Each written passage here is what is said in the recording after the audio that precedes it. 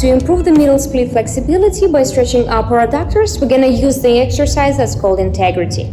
From kneeling position, we're going to bring one leg out and use leverage as tucking the hips, squeezing the abs and the glutes.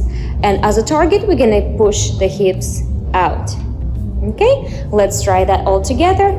Leverage and target, leverage and target, leverage and target. Other side.